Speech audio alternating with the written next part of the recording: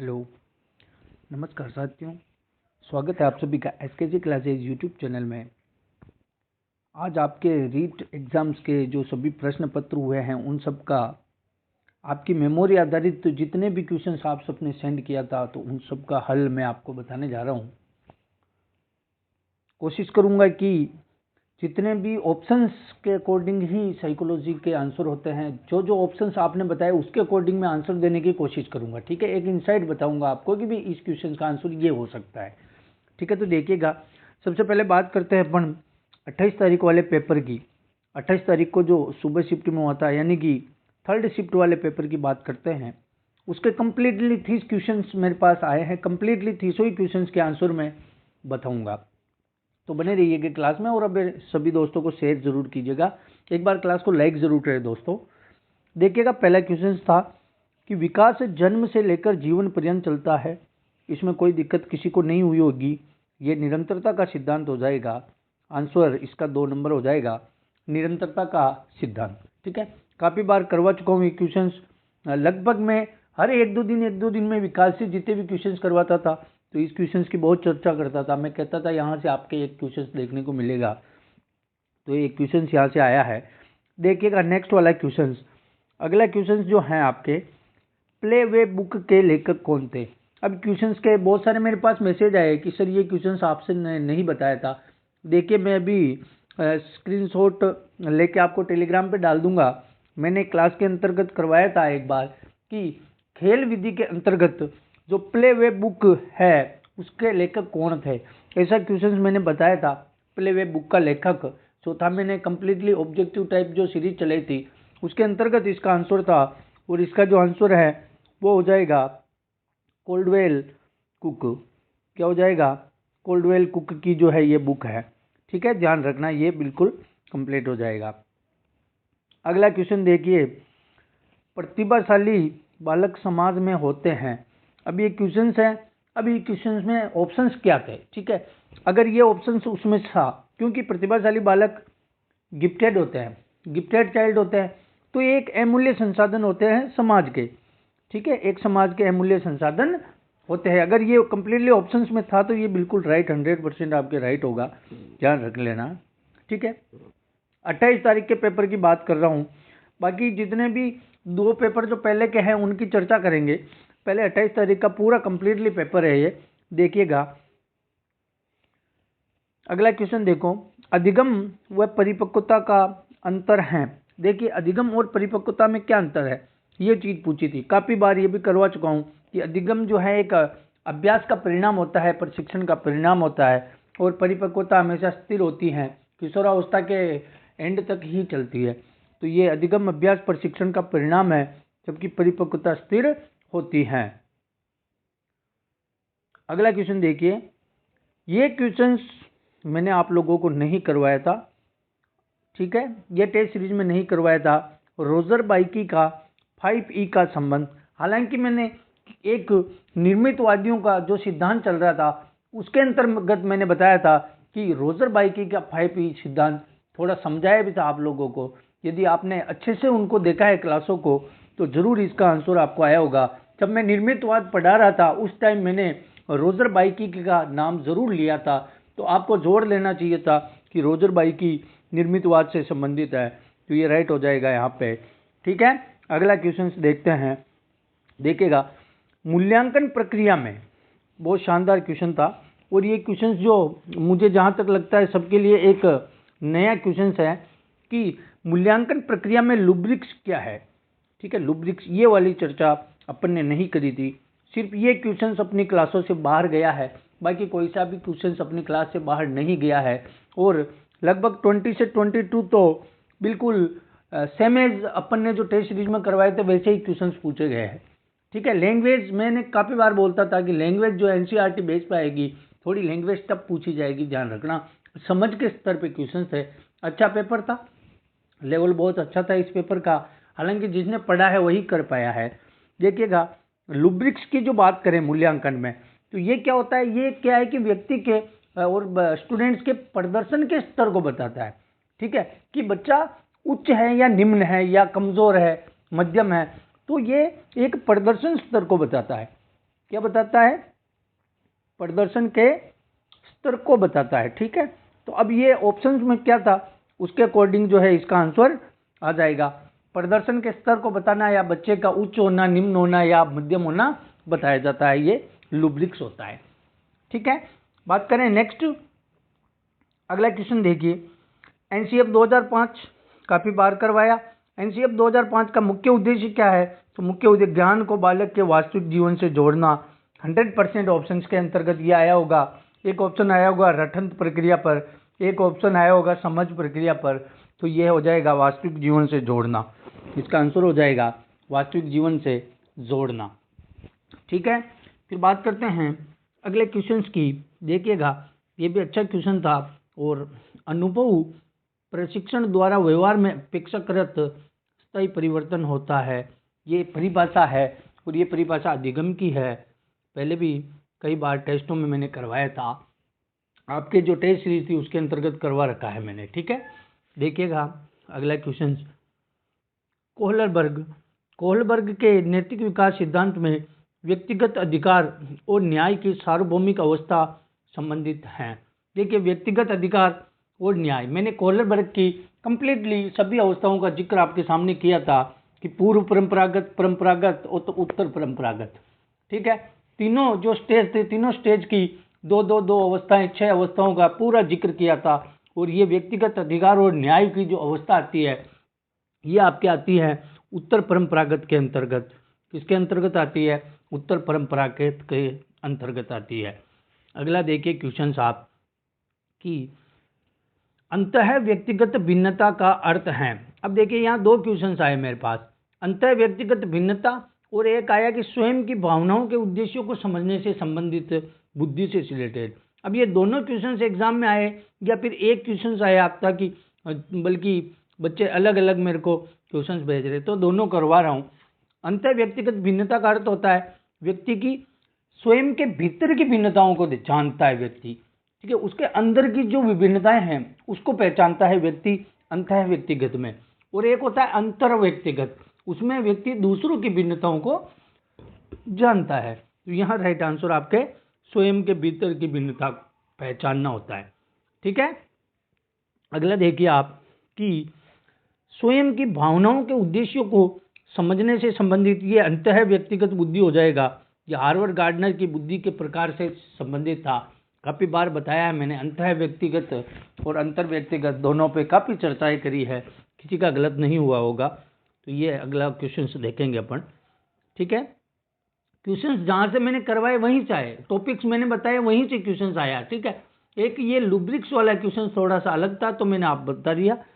एक देखिए अगला क्वेश्चन है, आरटी 2009 में 29 मुख्य धारा जो है ये किससे संबंधित है? तो ये स्थानीय तथा मातृभाषा। आपके जो ऑप्शन थे उसके अकॉर्डिंग ये आंसर होगा। हालांकि इसमें पाठ्यक्रम और पाठ्यचर्या आती है। ठीक है, पाठ्यक्रम और पाठ्यचर्या पर संपूर्ण विश्लेषण धारा 29 में है, तो यहाँ स्थानीय तथा मातृभाषा पर बल दिया गया है। ये समझ आधारित क्वेश्चन थे, अप्लाइड क्वेश्चन वैसे सभी के सही हुए होंगे। अगला क्वेश्चन है, ये आपके हैं रचनात्मकता के विकास में पहला चरण। रचनात्मकता के विकास के चरण मैंने बताया था आपको क्रम से। ठीक है, पहला चरण आता है आपके तैयारी या आयोजन। ठीक है, प्लानिंग। दूसरा उद्भवन, तीसरा प्रबोधन। ठीक है, यूरेका, ये प्रबोधन जो फर्स्ट पारी में जो क्वेश्चन आया था आपके यूरेका, ठीक है, वो उससे संबंधित है। प्रबोधन या उद्दीप्त को यूरेका कहा जाता है, ये ध्यान रखना आप। ठीक है, तो यहाँ राइट आंसर आपके जो है तैयारी या फिर आयोजन सही आंसर रहेगा, पहला चरण। ठीक है दोस्तों, देखिएगा अगला क्वेश्चन देखते हैं, बच्चों को प्रभावित करने वाला आंतरिक कारक है। अब देखिए यहाँ मेरे पास सिर्फ 2 ऑप्शन आए हैं, बुद्धिमत्ता और सामाजिक कारक। ठीक है, अब अगर ये दोनों ऑप्शन उसमें थे, हालांकि फिर भी 2 ऑप्शन और नहीं आए मेरे पास। अगर आप सभी किसी को पता है तो आप कमेंट्स करके बता सकते हैं इसके अंतर्गत क्या क्या ऑप्शन आए थे। हालांकि अगर ये 2 ऑप्शन थे तो इनके अकॉर्डिंग अगर देखा जाए तो आपके बुद्धिमत्ता राइट आंसर होगा, क्योंकि आंतरिक कारक की बात हो रही है। तो बुद्धिमत्ता जो है आंतरिक कारक होता है, सामाजिक जो है ये बाह्य कारक होता है। ठीक है, ये बाह्य कारक होता है। तो यहाँ आपके बुद्धिमत्ता राइट माना जाएगा, मेरे अकॉर्डिंग बता रहा हूँ मैं। आप सब ऑप्शंस के अकॉर्डिंग और देखा जाएगा ऑफिशियल आंसर की में। देखिए, मात्रा को मापने का संख्यात्मक सूचक, काफ़ी बार बताया मैंने कि मापन जो है ये एक मात्रात्मक सूचक होता है, संख्यात्मक सूचक होता है मूल्यांकन का। तो यहाँ मापन आपका राइट आंसर हो जाएगा, मापन। ठीक है, तो दोस्तों बहुत अच्छे क्वेश्चंस थे आपके पेपर में लेवल के। देखिए 16वां क्वेश्चन क्या कह रहा है, केटल के बुद्धि सिद्धांत में फ्लूइड बुद्धि किससे संबंधित है। केटल की बुद्धि का वर्गीकरण मैंने बताया था क्लास के अंतर्गत, केटल बुद्धि का वर्गीकरण, तो उसके अंतर्गत में मैंने कहा था फ्लूइड बुद्धि। ठीक है, जीएस फ्लूइड बुद्धि जो मैंने बताया था वो होता है आनुवांशिकता पर आधारित होती है। ठीक है, ये अपनी मानसिक क्रियाओं पर आधारित होता है। किस पर होता है, मानसिक क्रियाओं पर आधारित, सोचना, तर्क करना, ये सब जो आती है ये फ्लूइड बुद्धि के अंतर्गत आती हैं। अब ऑप्शंस क्या आया वहां पे ये तो मेरे को भी नहीं पता, अब आप लोग देख लेना उसमें। अगला देखिए, प्रकृति और पोषण संबंधी संवाद का मुख्य कारण जो भी है, क्वेश्चन आया था प्रकृति और पोषण। तो प्रकृति जो है आपके आनुवंशिकता से संबंधित है और पोषण वातावरण से संबंधित है। ठीक है, ये चीज आपको पता है और अच्छे से करवाया हुआ है। ये क्वेश्चंस आपके बहुत सभी क्वेश्चंस अपने करवाए हुए ही आए हैं कंप्लीटली। ठीक है, देखिएगा नेक्स्ट, जीन पियाजे, काफ़ी बार कहा था मैंने जीन पियाजे से क्वेश्चंस 100% आएगा। ये आया ना, जो चीज़ें मैंने बताई। ठीक है, वंशानुक्रम वातावरण ये क्वेश्चंस रहा, मतलब चीज़ें वही थी, क्वेश्चंस वहीं से आए हैं सारे के सारे। तो जीन पियाजे के अनुसार बच्चा किस चरण में वस्तु स्थायित्व का गुण दिखाता है, काफ़ी बार चर्चाएं हुई है कि संवेदी पेशीय अवस्था, 1 नंबर ऑप्शन इसका राइट आंसर रहेगा। ठीक है, फिर देखें अगले क्वेश्चन, कंप्लीट 30 ही क्वेश्चन लेके आया हूं मैं। ठीक है, जोसेफ नोवेक का जो है आपके कॉन्सेप्ट मैप, बहुत ही अच्छा क्वेश्चन है ये। जोसेफ नोवेक का था, किसका था, जोसेफ नोवेक। ठीक है, इसके अंतर्गत मैंने एक दूसरा क्वेश्चन आपके टेस्ट सीरीज के अंतर्गत करवाया था। ठीक है, मैंने कहा था कि कॉन्सेप्ट मैप के अंतर्गत जो मैंने उसके संरचनाएं बताई थी, तो आपको समझाया था अच्छे से कि कॉन्सेप्ट मैप की प्राथमिक संरचना होती है। यहाँ जो है ना लेवल वाले नोट्स बताए जाते हैं, पूरा वर्गीकरण बताया जाता है, ये सबसे बेस्ट होता है। और ये एक चित्र एनिमेशन जो होता है ये इससे कमज़ोर होता है। ठीक है, तो लेवल वाले नोट्स बताया था, आंसर रहेगा यहाँ पे। अगला देखिए, क्रियात्मक अनुसंधान एक्शन रिसर्च को मापने में उपयोग होता है। ठीक है, एक्शन रिसर्च हमेशा संबंधवाद को दर्शाता है। यहाँ संबंधवाद टी इसका राइट आंसर रहेगा, ए ऑप्शन से यहाँ राइट आंसर हो जाएगा, संबंधवाद टी। अगला देखिए, बालक का भाषात्मक विकास होता है। अब बालक का जो प्रथम भाषात्मक विकास होता है क्या होता है, वो क्रंदन, क्या होता है, क्रंदन यानी कि रोना ध्वनि। ठीक है, बच्चा सर्वप्रथम बच्चा का जो भाषा विकासात्मक जो है वो कहाँ से स्टार्ट होती है, बालक सर्वप्रथम रोना सीखता है, रोने से ही उसकी भाषात्मक विकास स्टार्ट होता है। तो यहाँ क्रंदन या रोना ध्वनि आंसर हो जाएगा। मस्तिष्क पक्षाघात कारण होता है। देखिए मस्तिष्क पक्षाघात, अब इसके अंतर्गत ऑप्शंस क्या थे। ठीक है, यदि ये तीनों ऑप्शंस थे, ठीक है, चौथा ऑप्शन सब क्या था, फिर भी मैं कोशिश करूंगा अगर इन 3 ऑप्शंस के अकॉर्डिंग बताया जाए तो यहाँ पहला ऑप्शन राइट होगा, क्योंकि जन्म के समय गर्भाशय में कुछ चोट लग जाना भी मस्तिष्क पक्षाघात का कारण होता है। बाकी वंशानुक्रम वातावरण नहीं है यहाँ तो है, तो 1 नंबर ऑप्शन यहाँ राइट रहेगा। देखिएगा अगला क्वेश्चन, कौन सा शील गुण प्रत्यक्ष रूप से हटाया नहीं जा सकता है। बहुत अच्छा क्वेश्चन है। मैंने शील गुण की अच्छे से आपको बताया था कि एक मूल शील गुण जो होता है ये जन्म के समय पैदा होते हैं और ये शील गुण कभी भी हटाए नहीं जा सकते हैं। ठीक है, इनको कभी नहीं हटाया जा सकता है, मूल शील गुण आंसर रहेगा। देखिएगा अगला क्वेश्चन, समायोजन क्या है, किसके साथ कैसा होता है। समायोजन कंप्लीटली ये समायोजन की परिभाषा से ही क्वेश्चंस बनाया गया। ठीक है, 4-5 क्वेश्चंस ऐसे थे जो आपकी परिभाषाओं से क्वेश्चंस बना लिए गए। तो समायोजन व्यवहार और वातावरण दोनों में परिवर्तन करता है, व्यवहार और वातावरण में परिवर्तन ही समायोजन है, ये आपका राइट आंसर हो जाएगा। अगला क्वेश्चन था कि एनईपी 2020 में किस पर बल दिया गया है। एनईपी 2020 कंप्लीटली जब एनईपी 2020 में मैंने बताया था तो शायद दूसरा या तीसरा ही क्वेश्चंस मैंने यही डाला था और उसके अंतर्गत मैंने 2 ऑप्शंस डाले थे, रोचकता और रचनात्मकता। तो यहाँ राइट रहेगा आंसर रोचकता और रचनात्मकता। 100% ये राइट है, कोई इश्यू नहीं है इसके अंतर्गत। फिर अगला क्वेश्चन है, एक उच्च प्राथमिक स्तर का बालक निम्न में से क्या नहीं कर सकता है। अब इसके अंतर्गत ऑप्शंस क्या थे। कुछ बच्चे कह रहे थे कि अमूर्त चिंतन ऑप्शन था। तो देखिए उच्च प्राथमिक स्तर जो होता है ना, 8वीं क्लास तक जो बच्चे अमूर्त चिंतन नहीं कर पाते, अमूर्त चिंतन स्टार्ट होता है 9वीं 10वीं क्लास में, ठीक है, 9th और 10th में स्टार्ट होता है, ठीक है। तो यहाँ अगर ऑप्शंस के अकॉर्डिंग अमूर्त चिंतन ऑप्शंस में था 100% ये आपके राइट आंसर रहेगा, ठीक है। कंप्लीट समझ में आ रहा है अच्छे से। देखिएगा अगला क्वेश्चन, प्रधानमंत्री कौशल विकास योजना कब प्रारंभ हुई। देखिए फर्स्ट डे जिनका एग्जाम था 27 को, उनके योजना और एनईपी 2020 पे एक भी क्वेश्चन नहीं आ गया, लेकिन 28 को जब एग्जाम हुआ तो आपके एक क्वेश्चन तो ये देखने को मिला, ये जो कि राज्य सरकार का नहीं है, केंद्र सरकार से प्रश्न बना लिया गया है।